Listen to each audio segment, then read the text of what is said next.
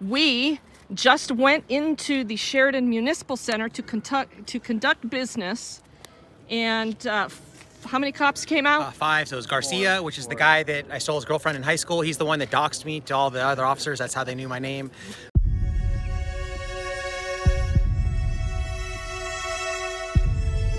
Hey guys, welcome back to the channel. Today we're going to be looking at a live stream that went out a couple days ago about the whole Sheridan, Colorado situation where multiple frauditors got arrested, DMA and 4 others.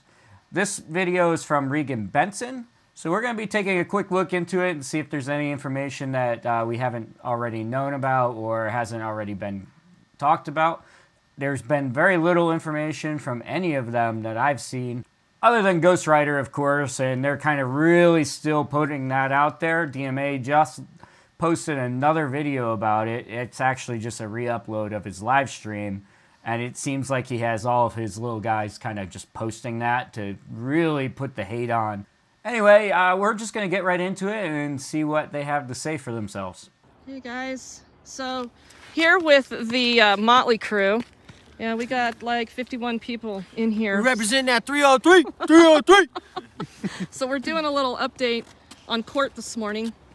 We're standing on the public sidewalk right here at Sheridan. I am the individual holding the camera, Regan Benson, and we just went into the Sheridan Municipal Center to conduct business, and how many cops came out? 5. So it was Garcia, which is the guy that I stole his girlfriend in high schoul. He's the one that doxed me to all the other officers. That's how they knew my name.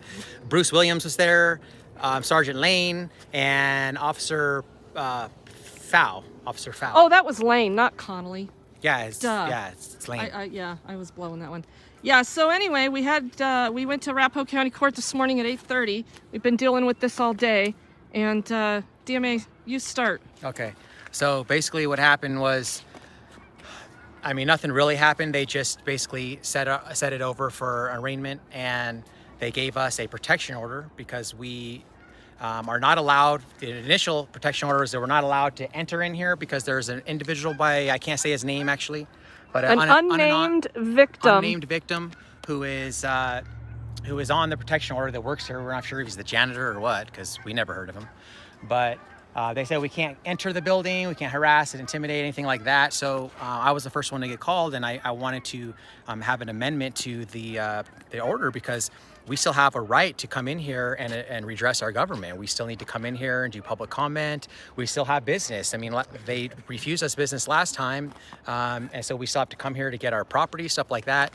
The magistrate actually did amend that for us, so we are allowed to come in here, but she specifically put, while we were in here for legitimate business, that we're not allowed to audio or video record. And including in the city council, which I said, well, because even the administrative order says, and Cranberry said on that live stream, guys, that we can record in the city council. But she said we are not allowed to record at all.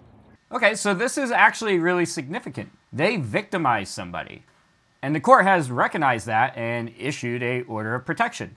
Now, according to them, that they're not allowed to film. They did get a amendment to at least enter the premises, but they're not allowed to video, audio record, right? So they can't audit the building. Let's see what they have to say about that.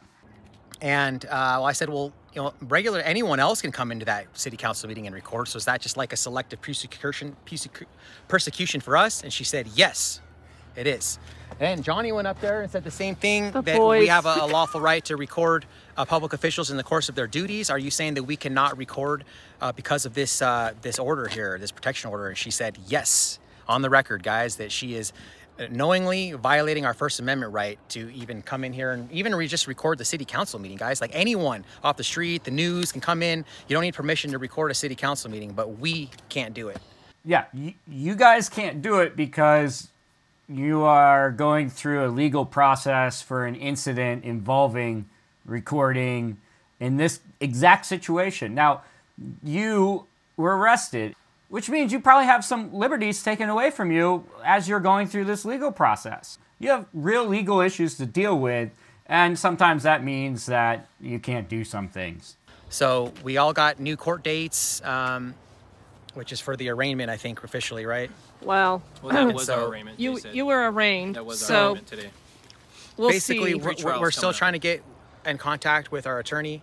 I've been in contact with him via text message and email. So we're planning on having him on the next court date. So we'll see what they say, guys, because, you know, the magistrate that was in there, she didn't want to hear anything to do about the Constitution. What was her name again?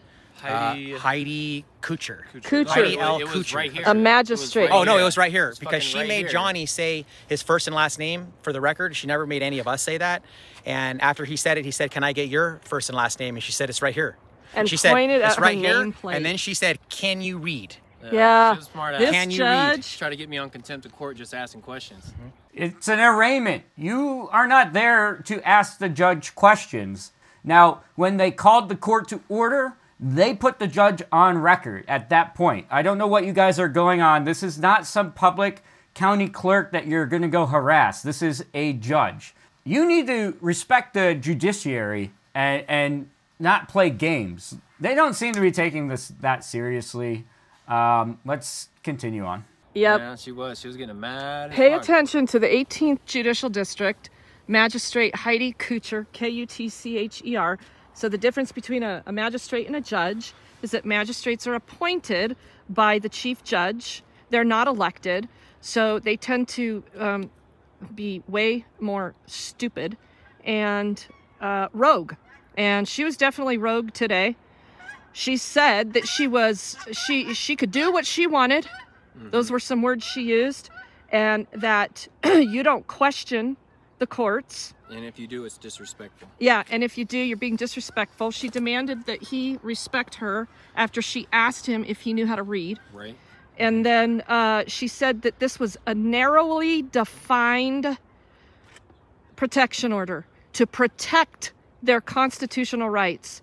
But you are not allowed to record your interactions at a public meeting with elected officials. Perfect. She put it on the record. So, you know, you have a serious issue that you have to deal with.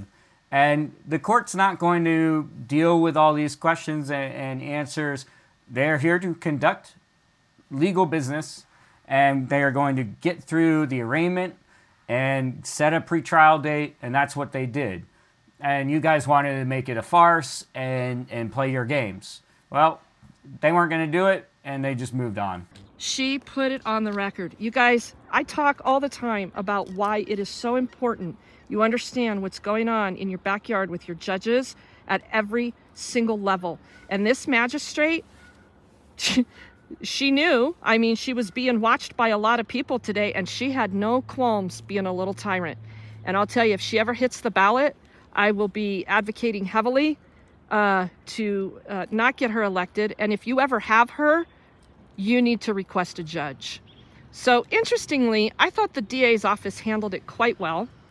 I'm not sure the DA's office has a lot of interest in pursuing the case. They may or may not, but the DA's today made it very clear that they already objected to this matter being heard by a magistrate. So, I mean, that could be some game playing too, because they want to make their argument. But they don't seem to really know all the facts of the case, you know, blah, blah, blah. But they sure named a person who was a victim. The DA said that there were other victims, but nobody was listed. And that they might add some more victims. But then the judge said, after some really good questioning, that she was essentially ordering the DA to order Sheridan to define a process so we could go in there and conduct our legitimate business with government. So the legitimate business today was them trying to recover their stolen property and the records requests that were blatantly denied that day. So we got a couple more records requests in. We'll see how they handle it. The next city council meeting here in Sheridan is January 9th. That is a public meeting, and that is open to the public. So take note. And we just wanted to do this quick live stream. You guys, I have to go deal with the guys in the motel. It's not good news, and the city dropped the ball. So I probably won't get that many notifications on this second live stream, but I'm still going to stream it. So stay tuned. Maybe after this video, unsubscribe and resubscribe So notifications go out when I do that second live stream. What else do you guys want to say? I think everybody stood tall today, or stood like strong and tall today, and did what they were supposed to do. Ask good questions, like you said. Didn't just stand there and just, you know, yes, yes, yes. We actually did a good job today. As far as Regan's saying too, I don't think they have pretty much any really a strong interest in this. The DA was kind of like, he didn't read nothing yet. He sat in front of us and was sitting there going through the reports. But I don't know. Everybody's doing good. Yep. I appreciate the support. The one person that's not here with us, oh, somebody wants to know where is Ghostwriter. Lenny wants to know where is Ghostwriter. Here's your answer, Lenny. We don't give a fuck. So anyway, Liz is the only one missing from this group, and she had to get going. AKA Aurora Transparency. Yes, thank you. Sorry. But she's in the chat. Yeah. Armac is here. So Armac was charged. Johnny Bravo was charged. DMA was charged. Zach and me, we're angels. We hang out together. We're law-abiding citizens, and we do what we're told. And don't we, Zach? Good people. So what was that one thing that Aurora Transparency was up there asking a question, and the judge was so dumb, or the magistrate was so dumb that she couldn't even answer the question? She had to ask the DA to answer the question for her. Yeah. It was defining. I'm pretty sure it was defining what legitimate business is at Sheridan City Hall, like specifically defining what legitimate business is. Right. It's little comments like that that kind of always get to me. It's not like the judge probably goes into that building every day and understands the day-to-day business that they conduct. So asking the DA, who's a little more familiar with the case, is probably a legitimate question, like, hey, what actually happens inside that building? So I don't know what point you're trying to prove, but I can tell you the DA can probably grab this video for character reference or something. I'm not sure. I'm not a lawyer, but you know, all these things, all these comments like that can probably get back to the courts. Some of you guys may have seen that Ghostwriter is made a community tab claiming that AFA and me stole the $1,500 that Smo Diego donated, and that nobody bonded Ghostwriter out. It's true, we didn't bond Ghostwriter out. But we're actually in the red 500. So all the people that got bonded out are here. The 1,500 AFA never even touched. It went straight into Regan's PayPal, and then she used that money to bond us out. She bonded me, Johnny Bravo, and Aurora Transparency out. Armac bonded himself out, and then we reimbursed him because he needed that 500 for a trip he's going on. So we actually didn't even have enough money. So we did not steal money from anyone. So whatever Ghostwriter's saying, we're going to be calling that out. So me and AFA are going to be calling that out to you guys, because AFA is a great man and he's my best friend and he has credibility, guys. He's helped so many people get out of jail. And then for Ghostwriter to just sit there and blatantly make up stuff to try to defame his name and my name, that's because he's it's unacceptable. Snitch. What he should be doing after what he did is hiding under a rock, not taking shots at AFA. That just proves how unintelligent the man is. So I just wanted to throw that out there, guys. Keep a lookout for that, because we're going to be calling out Ghostwriter on that as well. So that's about it, guys. They kind of just stick on this Ghostwriter hate train for a little bit, and then DMA goes out in left field and talks about how all cops are bad, there's no good cops, and we're just not going to entertain any of that. That's just ridiculous. So I'm going to end it here. If you guys have any comments, or if you found any other posts or any information out there, feel free to send it to me. And until the next one, peace.